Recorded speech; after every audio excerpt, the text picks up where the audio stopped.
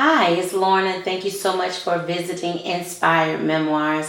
Listen, I just kind of wanted to drop by because today is a day that I took for myself. I've been home pretty much most of my day and just kind of catching up on some rest and some me time and doing some things that I wanted to do. It's been busy since school started back.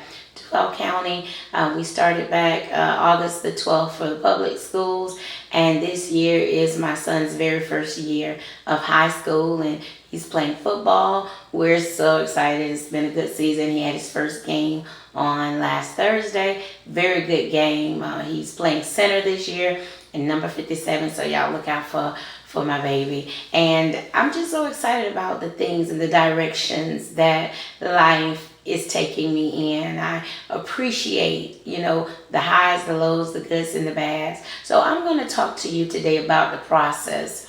And I want us to understand that though we may despise it at times, that rejection is part of the process.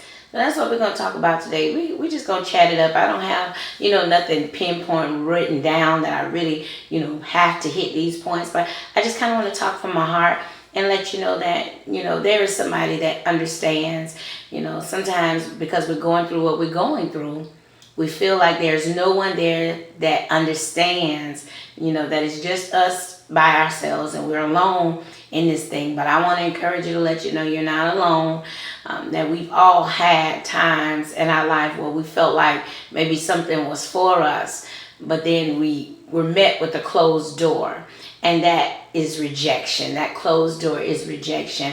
But I want you to understand something about rejection. Just because you're rejected once doesn't mean that you're going to be rejected forever. Sometimes a no is just a not right now. I believe that there is a divine timing for every plan that is strategically placed for your life. I believe, that if the door didn't open right now, then we just have to occupy and continue to work and process because, maybe eventually that door will open, or maybe that's not the door for you and a better door will open. So we have to stay optimistic. We have to encourage ourselves because listen, ain't nobody going to encourage you like you can. Just like it hurts more when you talk down to yourself, than when someone else may talk down to you. You want to know why? Because you eat with yourself, you sleep with yourself. Nobody knows you better than you.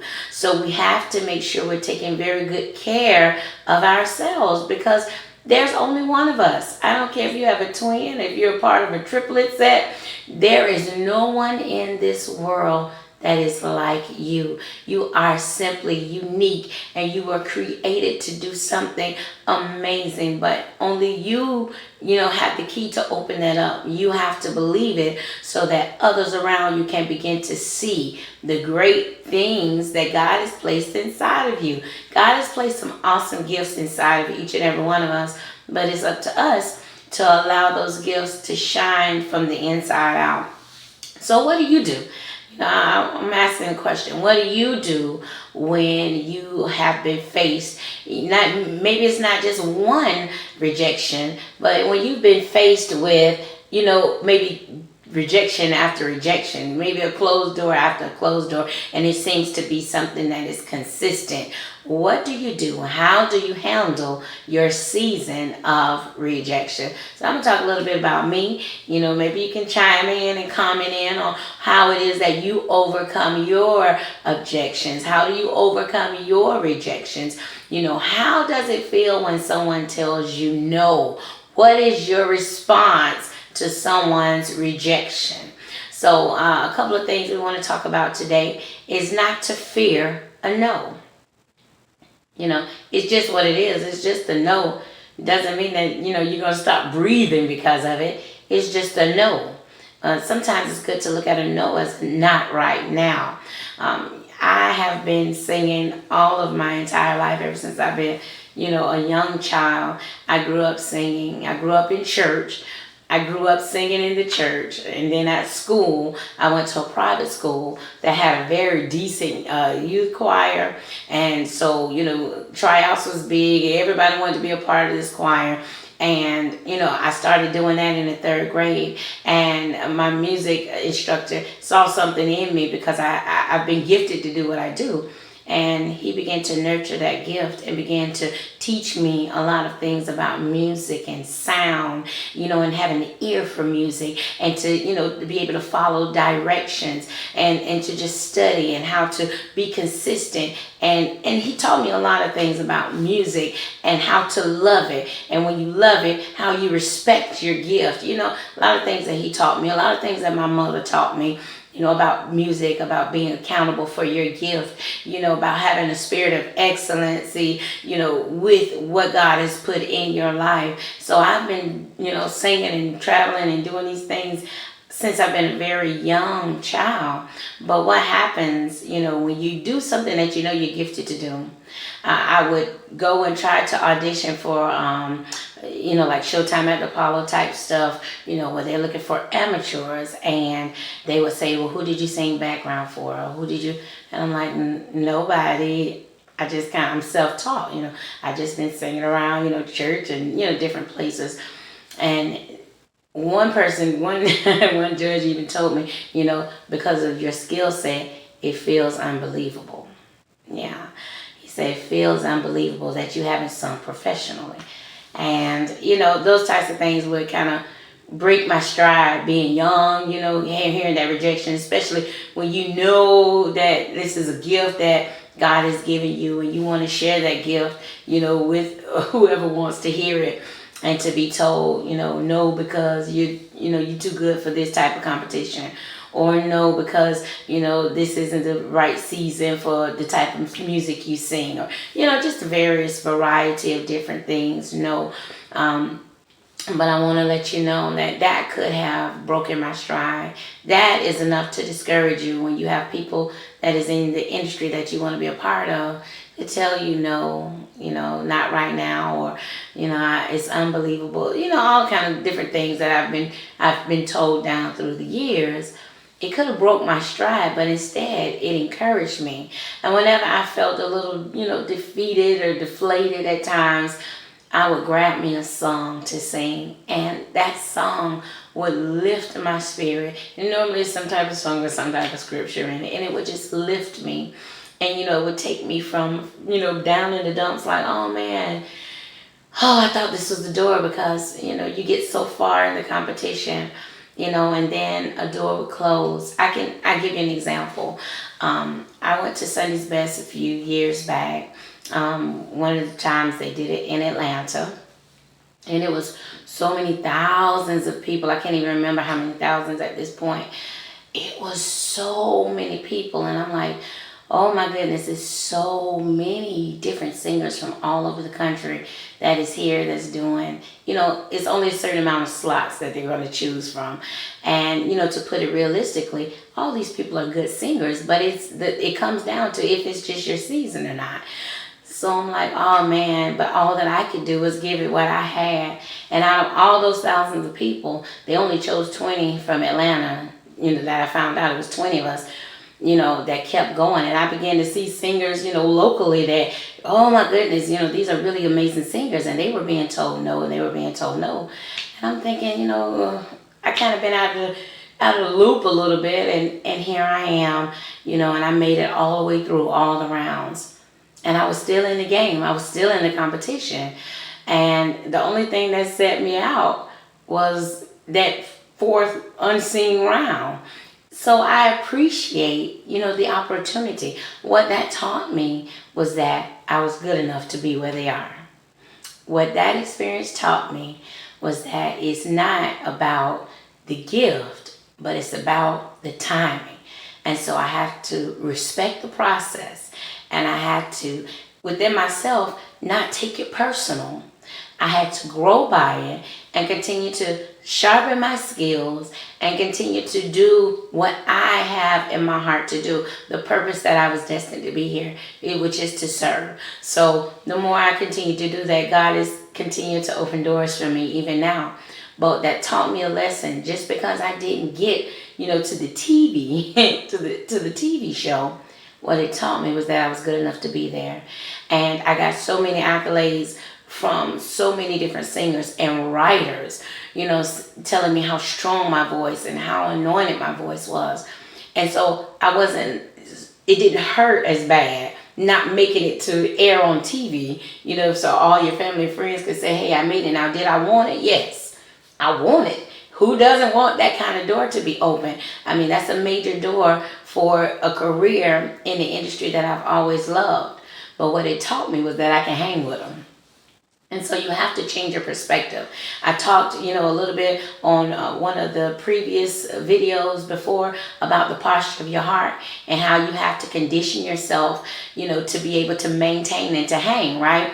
So I began to change my posture and not feel defeated or deflated that, I didn't get the call back. And I made it through to all the rounds. I saw all the judges. I made it all the way through. But it just came up short in the unseen round, the geographical round is what they call it, or something like that. But what it taught me was that I got it in me. And so why settle for something that I don't want when I can work hard and get what I want? And so from that point on, I began to change my way of thinking and began to level up mentally, because I'm not, I realized that what God created me to be, I'm not perfect. Nobody is.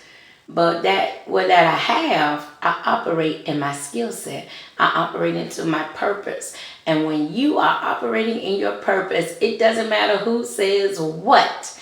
You know what your purpose is and you're clear about that.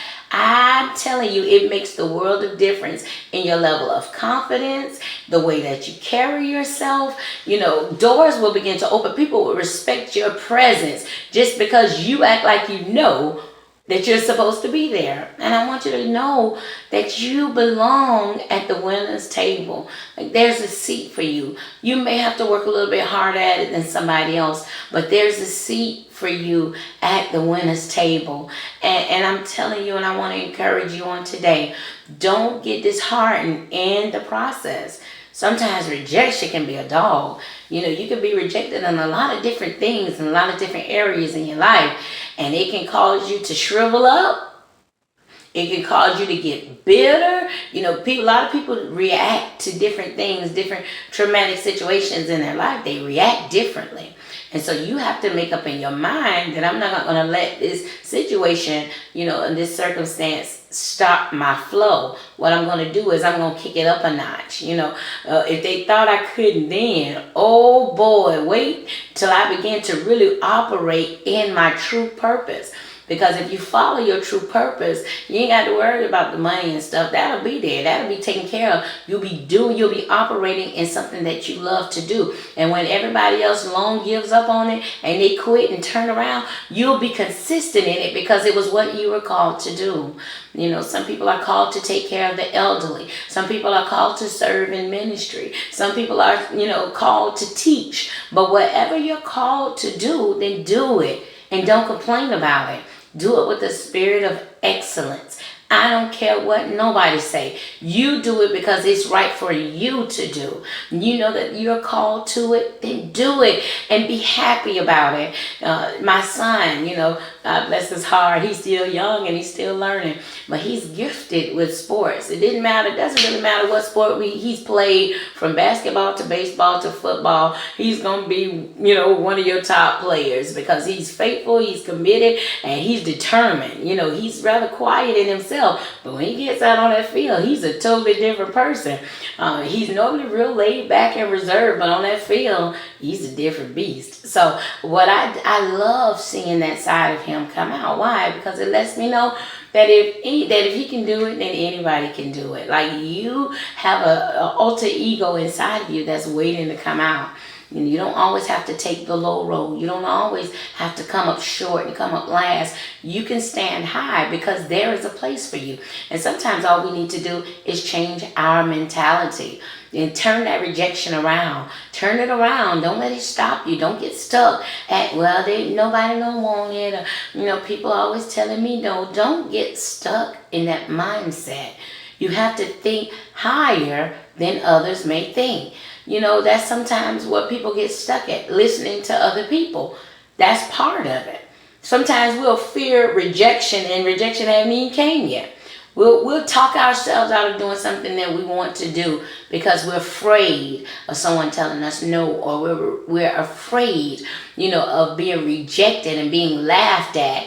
Let them laugh. They can laugh now, but they'll look at you later and they'll appreciate, the strides that you made, that you didn't allow anything or anybody to stop you. So even if you're trying to go back to school to better yourself, whatever you're doing, I want you to know that rejection is going to be a part of the process.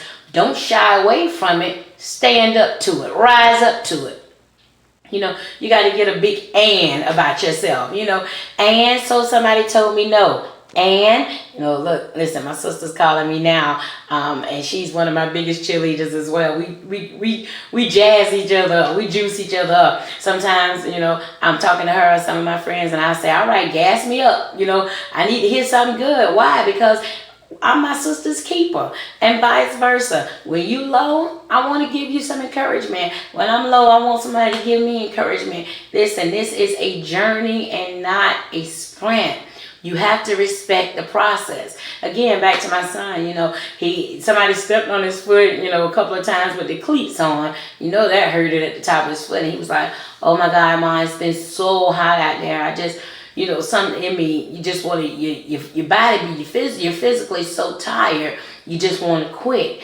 But when you think about how much you love the sport, you just can't quit. And so it's my job as his mother to encourage him. Yeah, I know it's hot out there. We're going to get you some fluids. We're going to juice you up. You're going to get a little rest so you get back out there. He was able to play all 4 quarters in that squelching heat. Listen, me and my daughter was the first one in the stands. We're so excited. This is his first year of, playing high school football. And that sun was so hot. Oh my gosh. Listen, I had umbrellas and it seemed like that wasn't even helping. Like the sun rays were just extremely so hot and that concrete was hot. I was like, I can't do these stands. So I went and found me some shade to stand in, and I watched my baby play from, a little far, from a little bit of a distance from the field. This is Jonathan on game day. I'm so proud of him. And this is me and Sydney waiting for the game to start. So I said that to say this. This is a marathon and not a sprint. Trust the process.